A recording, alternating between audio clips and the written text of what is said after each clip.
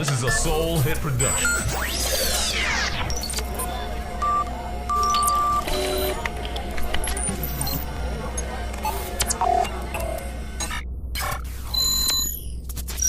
You have now tuned into Insight Sundays, the show that brings you relevant news, youth and political topics with a new direction and focus for our communities. Log in with Facebook and get connected. Here's your host, Adrian Mickens.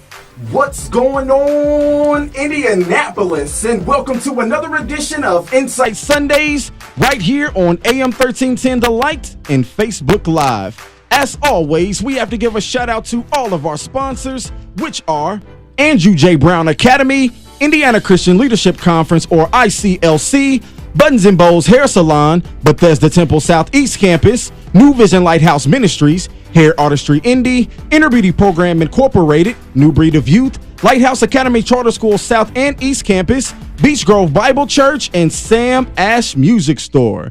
As always, Indianapolis, make sure that you stay connected with us on all of our social media platforms, which is Facebook, YouTube, Twitter, Instagram, and Snapchat, all at the title name of Insight Sundays.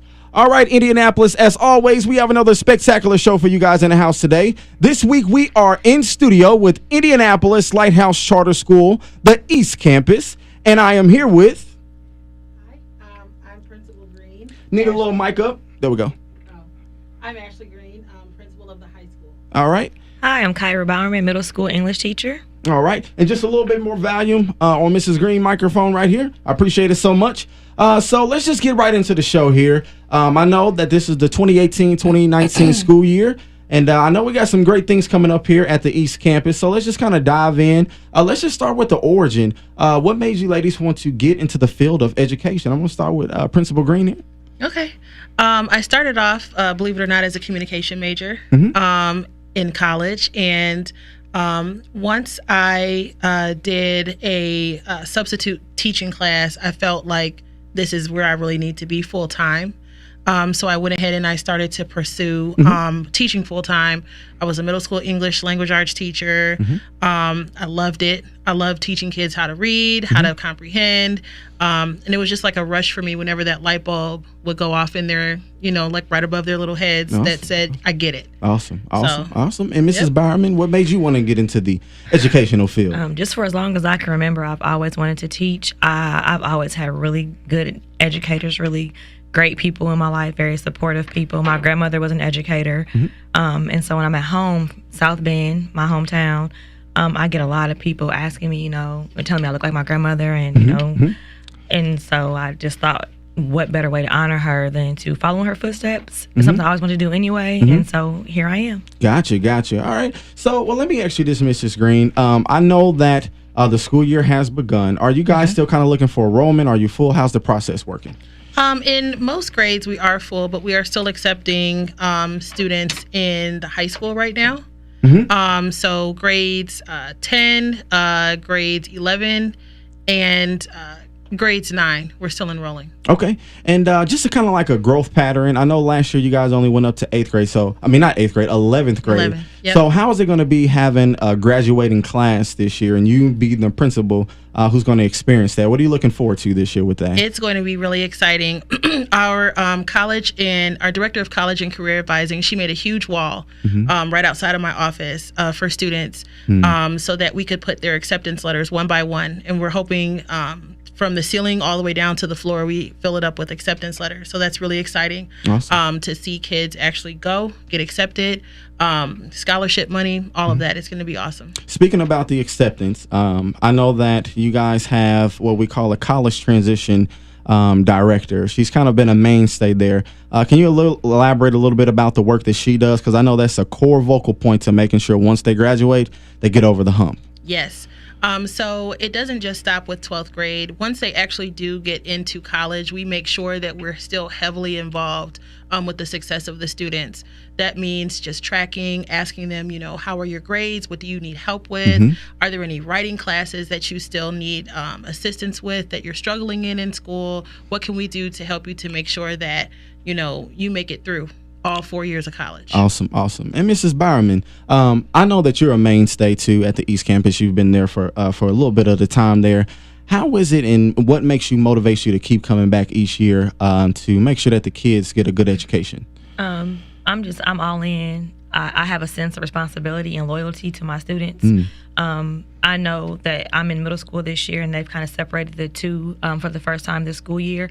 But the graduating seniors were my freshmen, so I've been there for 4 years, and so I am determined to watch, participate, be involved in their graduation, their planning, their open houses, whatever means necessary to like make sure that they know that they're supported by me. Awesome. I know a lot of our staff feel the same exact way. Awesome. And I know that there's been just a good slight shift, but I know now the school is split in two. So we have a middle school portion, and of course you're the CPA high school principal. So how is it, working with Mrs. Green this year? What's your viewpoints? So luckily, I do still get to be a part of the high school team because I actually teach a dual credit class through IU. Awesome. So one class period a day, I do have sophomores, juniors, and seniors for Education 200. So I still get to be a part of both worlds, which is exciting for me because I like the fact that I'm getting to be a part of the kids that we're funneling down to the high school kids, so I can watch them grow as well, and still be a part of my kids who I've already been with for the last 4 years, and still be able to see them. Awesome. All right, on that note, we're going to take a quick break. Once again, if you are tuned in, make sure that you follow us on Facebook at Insight Sundays, YouTube, Twitter, Instagram, and Snapchat. To my engineer, Jaden, we're going to roll the commercials, and we're going to be right back. Welcome back, Indianapolis, to another edition of Insight Sundays right here on AM 1310 The Light and Facebook Live too as well for all of our listeners who like to watch the live stream. In the house today, again, we have Indianapolis Lighthouse Charter School, the East Campus, and we have Principal Green and Mrs. Bowerman in the house today. So I'm going to start right back up here with Principal Green. Let's kind of talk a little bit about the tech program and a lot of the trade things that you have going on with the scholars. How does all that work if any parent wants to get involved with that? Sure. So we have a lot of different programs this year that I'm very excited about. With our tech program, if you are a student that has any type of interest in radio broadcasting, anything of that nature, you can definitely show interest to us. One of the administrators, you can come to us if it's a parent and you'd like to get more involved in the school, in our tech program, you can definitely call the school, meet with myself or meet with Miss Beck. And second semester, we can definitely start to get more kids into our tech programs. And are you guys also doing job shadowing too? I know the South Campus is doing that. I don't know if you guys were doing the job shadowing too. We'll do most of our job shadowing second semester. This first semester, we're just focusing on making sure that we're setting our seniors up and our juniors up in the right way so that they can be prepared to go to the different vocational programs that they've signed up for. All right. And working with the middle school, Mrs. Bowerman, what is your expectations for the iStep coming up this year for 2019? So first, our principal is going to be training all the teachers because we no longer have iStep. It is now iLearn. Correct. Okay. So they did change it. Okay. we have a new test, and so the setup is different. And so she'll be training us on what the new test looks like, and what we're expected to teach our students as well as what our students are expected to learn.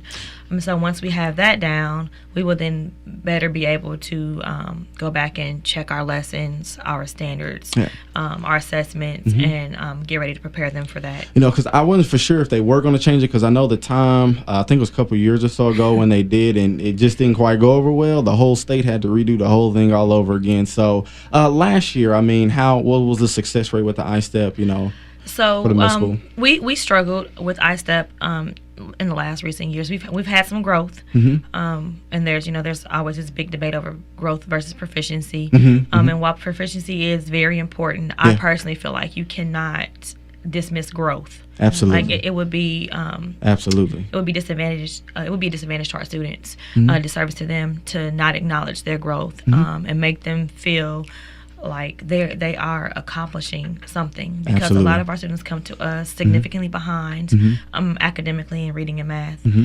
specifically, and so it takes a lot to get students to show growth, at least a great amount of growth in one school year, with them coming as behind as they are in some cases. And so I think that with our growth we are really making leaps and bounds. We just have to, Absolutely. Work Yes. a little bit harder to make sure that we hit the proficiency area. Oh, yes. And, we definitely live in an era now, Principal Green, where safety and school safety and classroom safety is top priority. So what's some good strides with the administration that we have this year so you can reassure our families that, everything is safe and sound at Indy East? Sure. Our administrative team is heavy. We have a lot more members in our administration team this year. We're a lot more in sync, even though the two schools are considered, separate. One is middle and one is high. We still collaborate. We still meet together. Student safety has always been our number one concern. But for this school year, we've done a lot more. We've made sure that every student and every staff member and every visitor receives an ID. Picture ID, so that we know exactly who is who in the building. We've color coded their uniforms so that we know who is who between the middle school and high school. So we've just taken some extra steps to ensure that everyone is safe in the building. And can you speak a little bit about the community day that you guys have every summer, getting the families to come back? How's that experience? It's awesome. We collaborated this year with Circle City Prep. They're right next door to us. We were able to meet some families that they had on their rosters. Some of those families had children our, age for our school, and vice versa. So it was an awesome experience to be able to collaborate with their teachers and leaders as well. Awesome.